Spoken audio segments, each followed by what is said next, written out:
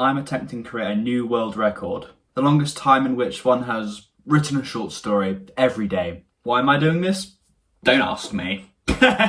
Anyway, hope you enjoyed today's instalment. 23.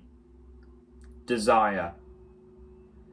The flames rolled, seethed, raged, tossing and turning and writhing as they spread from grass tip to grass tip. It desecrated the surroundings, leaping and surging from bush to bush, branch to branch, swiftly tearing across the land, almost as fast as the wind that stoked it, almost alive, almost enthralled. The village, sitting across the plains, cowered as the wave of fire whipped towards it. The men, all dressed in white, holy robes, chanted the words of their god in a harmonic unison. They clutched either fist in the other, many struggling to maintain the steadiness of the low hum of their voice, many struggling to maintain the composure in their countenance. Behind them, in the safety of the shadow of a small hut, a small boy shivered and wailed. He clutched at his own knees, his brow as wrinkled as the inflamed grass, his teary face the wettest thing in miles. All around him was a hot, steaming world of madness.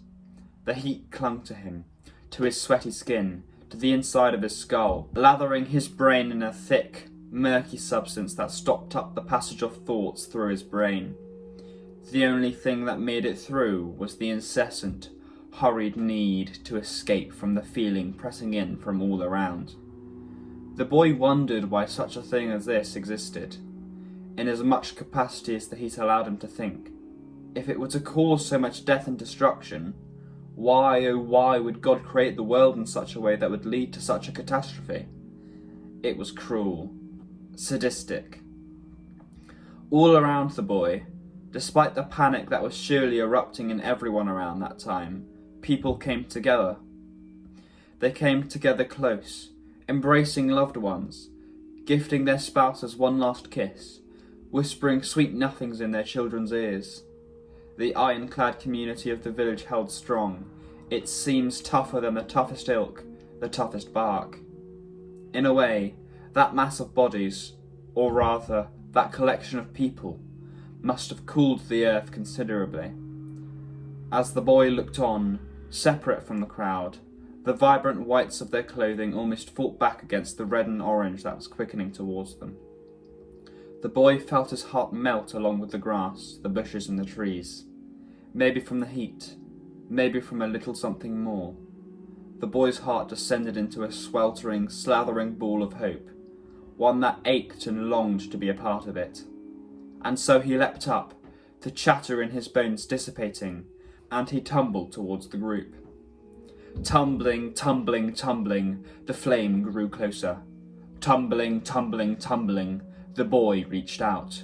Sprinting, sprinting, sprinting, the flame could see the village now. Sprinting, sprinting, sprinting, he could make out their expressions. His heart pulsated viciously in his chest, chaos attacking him from all sides.